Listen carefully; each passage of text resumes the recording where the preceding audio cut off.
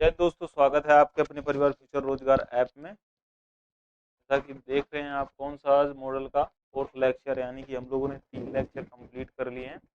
आज आपका fourth lecture है। इसमें देखेंगे आज नीड और डेयर के बारे में। क्या समझेंगे? नीड और डेयर, और समझेंगे वुड का यूज, है ना।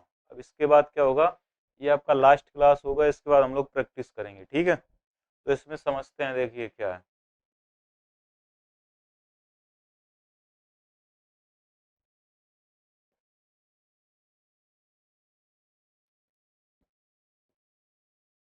जैसे उसमें लिखा है नीड और डेयर। नीड, नीड की बात करें तो नीड का जो सेंस होता है, नीड का हिंदी सेंस क्या होता है? नीड का मतलब होता है जरूरत या आवश्यक, आवश्यकता, है ना।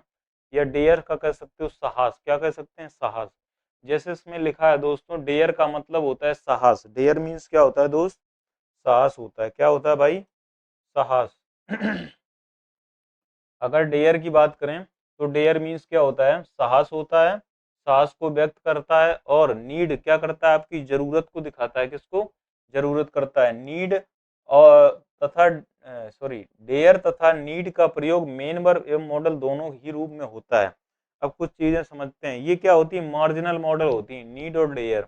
तो इनका उपयोग किसके लिए कर लेते हैं? इनका उपयोग हेल्पिंग वर्ब, दोस्तों समझना, इनका उपयोग हेल्पिंग वर्ब में भी होता है और मेन वर्ब में भी होता है। लेकिन इनका उपयोग जब हेल्पिंग वर्ब में होगा तो फंक्शन कैसा होगा, और जब मेन वर्ब में होगा तो फंक्शन कैसा होगा। इस चीज को समझना है। क्या? इस चीज को समझना है। इसी से आपका एरर बनता है। क्या बनता है? इसी से आपका क्वेश्चन उठाया जाता है, ठीक है। यहाँ से क्या सीख रहे हैं हम लोग? हम सीख रहे हैं नीड और डेयर का यूज। मतलब कहने का ये है कि नीड का जो अर्थ निकलता है वो निकलता है जरूरत, है ना, या आवश्यकता है। आप कह सकते हो डेयर का जो मतलब निकलता है सर, वो निकलता है, क्या निकलता है? साहस निकलता है, ठीक है। नीड और डेयर दोनों का यूज किया जाता है हेल्पिंग वर्ब और मेन वर्ब, यानी दोनों के लिए ही हो जाता है। कैसे होता है वो मैं बताऊंगा, ठीक है, समझना। इतना समझ में आ गया। डेयर का प्रयोग साहस का को व्यक्त करना तथा नीड को जरूरत के लिए किया जाता है। डेयर तथा नीड का प्रयोग किसके किसके लिए? मेन वर्ब और मॉडल दोनों ही रूप में होता है। समझ में आ गया। एग्जाम्पल से जैसे बात करें, लिखा सी नीड्स मी। अब दोस्तों यहाँ बताओ नीड क्या है? नीड क्या है? आप कहोगे सर मैंने जब भी पढ़ा है, मैंने जब भी पढ़ा है, आप क्या करना है, आपको क्या करना है, मेन वर्ब के साथ ही क्या होता है, हमेशा लगा रहता है हमारा क्या? एस या ई एस। क्या लगा रहता है? एस या ई एस। अगर हमें ऐसा कहीं लिखा मिलता है तो हम समझ जाते हैं कि मेन वर्ब रहा होगा। या नाट क्या होता है? जैसे नाट भी बहुत अहम रोल अदा करता है। जैसे नाट, नाट क्या होगा? ये हमेशा हेल्पिंग वर्ब के बाद आएगा। क्या? हेल्पिंग वर्ब के साथ आएगा और मेन वर्ब से पहले आएगा। क्या होगा? मेन वर्ब से पहले आएगा। तो नॉट का भी बहुत मेन रोल होता है क्या समझने में कि ये क्या है, मॉडल है या हेल्पिंग वर्ब है। जैसे यहाँ पर देखो, ये जो सी है, सी क्या है? आप कहोगे सर सब्जेक्ट है। अगर नीड की बात करें तो नीड क्या है यहाँ पर? नीड हमारा मेन वर्ब है। क्या है? Main verb. और मेन वर्ब की फर्स्ट फॉर्म के साथ क्या लगा रहा है? ऐसी। और मी क्या है सर? ऑब्जेक्ट है। वर्ब के बाद क्या आता है? ऑब्जेक्ट। तो यहाँ पर जो मेन वर्ब नीड है ना, उसको किसकी तरह यूज किया गया है? कहोगे सर मेन वर्ब की तरह। और सीड के अकॉर्डिंग क्या आ रहा है? नीड्स आ रहा है। तो भैया ये वाला क्या है? यहाँ पर जो नीड का उपयोग हुआ वो किसके लिए हुआ?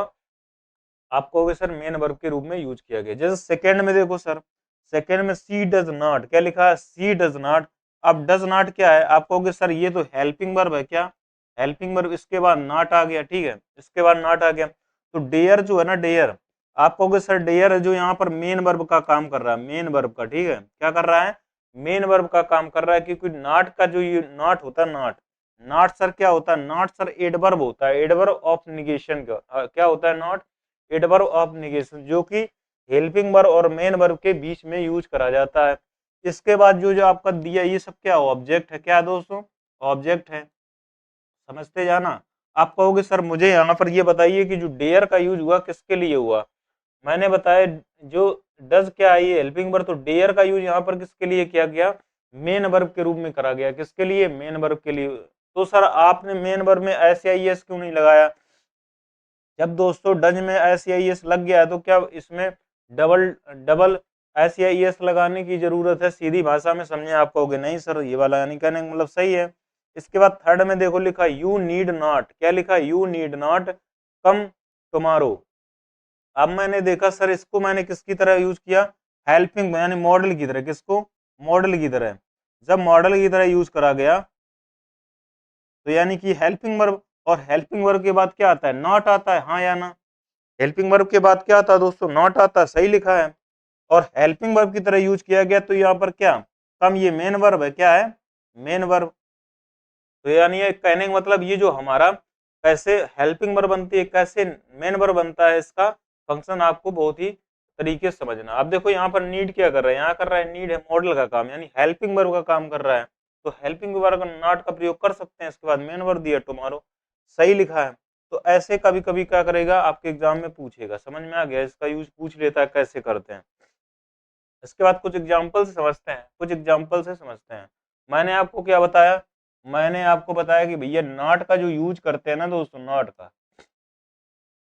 का यूज किया जाता है हेल्पिंग वर्ब के बाद, क्या, हेल्पिंग वर्ब के बाद और मेन वर्ब से पहले, मेन वर्ब से पहले। तो नॉट से हम बहुत अच्छा समझ सकते हैं। जैसे यहाँ पर समझने की कोशिश करते हैं, आई डोंट, क्या लिखा, I don't need go there.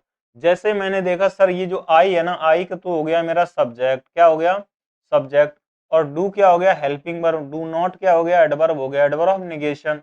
तो ये हमारी हेल्पिंग वर्ब हो गई कि नहीं हो गई। अब नीड की जो बात करें दोस्तों, नीड जो होता है ये मेन वर्ब होता है, क्या होता है, मेन वर्ब। यहाँ पर हमें हेल्पिंग वर्ब के बाद क्या चाहिए, नीड। और नीड यानी मेन वर्ब से पहले देखो नॉट लगा रखा है, सही लगा है, यानी कि नॉट का जो पोजीशन होगा वो नीड से पहले होगा, मेन वर्ब से पहले होगा। तो हमें यहाँ पता चल गया कि भैया नीड हमारा क्या रहा होगा, बताओ नीड क्या रहा होगा। आप कहोगे सर नीड आपका मेन वर्ब रहा होगा, तभी तो नॉट लगा रहे हैं, और डू क्या रहा होगा, हेल्पिंग वर्ब रहा होगा। जब ऐसा कोई कंडीशन आ जाएगा तो फिर गो क्या है, ये भी कहोगे मेन वर्ब है, क्या है, मेन वर्ब। जब ऐसी कोई कंडीशन आती है तो यहाँ पर गो ना लिखकर क्या लिखोगे, टू गो लिखोगे, क्या करोगे, और टू गो देयर, यानी गो लिख कर ना क्या करोगे, गो की जगह क्या करोगे, टू गो, क्योंकि ये क्या नीड अब क्या कर रहा है, मेन वर्ब का, और मेन वर्ब दो एक साथ आ नहीं सकती, तो फिर इसको क्या बनाना पड़ेगा, इन्फिनिटिव बनाना पड़ेगा। आपने समझा भी है वर्ब में, अभी वर्ब बेसिक में समझ भी रखा है कि टू प्लस वी1 क्या होता है, आपका इन्फिनिटिव होता है, क्या होता है दोस्तों, इन्फिनिटिव होता है। समझ में आ गया, आप समझ में आया, आई डोंट नीड। अब नीड जब मेन वर्ब का काम कर रहा है तो गो जो होगी ना मेन वर्ब, इसको क्या लिखेंगे, टू गो लिख देंगे, ठीक है। सेकेंड पार्ट की बात करें, लिखा वन नीड टू, क्या लिखा, one need to be careful. जैसे मैंने देखा वन के बाद क्या लिखा है, नीड, ठीक है, इसके बाद लिखा टू के बाद बी, इसके बाद केयरफुल। मुझे समझ में आ गया सर, यहाँ पर हेल्पिंग वर्ब की बात नहीं की गई, किसकी, हेल्पिंग वर्ब की बात नहीं की गई। तो जब हेल्पिंग वर्ब की बात नहीं की, यानी कि मॉडल, ये क्या होगा, इसके बाद देखो जब इसमें ये जो नीड है ना, ये किसकी तरह यूज किया गया, मेन वर्ब की तरह।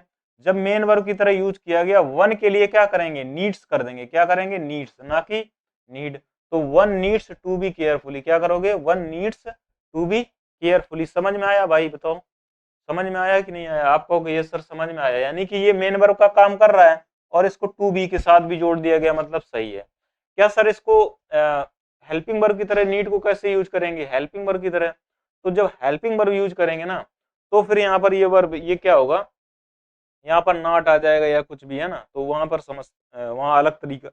जैसे सेकंड थर्ड में देखो, आपका लिखा आई नीड नॉट मनी, क्या लिखा, आई नीड नॉट मनी। अब आप बताओ, आई तो सब्जेक्ट दे रखा है, हाँ या ना। आप कहोगे सर ये जो नीड है ना, ये नीड क्या है, ये हेल्पिंग वर्ब की तरह यानी मॉडल की तरह यूज कर रखा है। अब इसके बाद नॉट लगा रखा है, क्या, नॉट, इसके बाद क्या, मनी, क्या लिख रखा है, मनी। अब अगर मनी की बात करें, क्या, मनी, मनी की बात करें तो मनी क्या होता है, नाउन होता है कि नहीं होता। आप कहोगे सर नाउन होता है, और नाउन से पहले क्या आना चाहिए आपका, या तो एडजेक्टिव आना चाहिए, डिटरमिनर आना चाहिए। नॉट क्या होता है, नॉट, जैसे इसको समझते हैं सही से। अगर मैं बात कर दूं यहाँ पर क्या, जैसे मान लो नीड मेन वर्ब है, नीड मेन वर्ब है, तो मेन वर्ब के बाद क्या नॉट आ सकता है, मेन वर्ब के बाद क्या नॉट आ सकता है। आप कहोगे सर नहीं आ सकता, क्यों, आपने बताया मेन वर्ब से पहले नॉट आएगा, तो क्या नॉट को यहाँ से हटा कर यहाँ कर दें, क्या यहाँ कर दें। अब मेन वर्ब से पहले नॉट आ गया, नीड हमने क्या मान लिया, मेन वर्ब। अब नीड क्या, नीड से आगे क्या आ गया, नॉट आ गया, ठीक है, नीड से आगे क्या आ गया, नॉट। तो जब नॉट आ गया तो इसके लिए फिर हेल्पिंग वर्ब कहाँ है, इसके लिए हेल्पिंग